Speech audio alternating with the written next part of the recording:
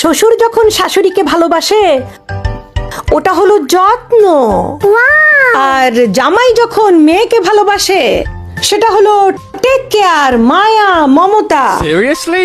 আর ছেলে যখন ছেলের বউকে ভালোবাসে, ছি ছি ছি ছি ছি ছি ছি, বউয়ের গোলাম, বউ ভেওরা, বউয়ের কথায় উঠে বসে, তাবিজ করেছে, বউ ভালো না, আরো কত কিছু। What? আবার দেখবেন শাশুড়ির কথায় শ্বশুর চললে কোনো সমস্যা নেই, মেয়ের কথায় জামাই চললে ও মা গো, আমার মেয়েটা একটা মনের মতো জামাই পেয়েছে।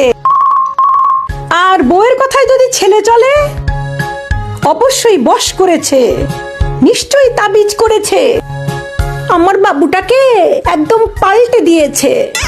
বাহ!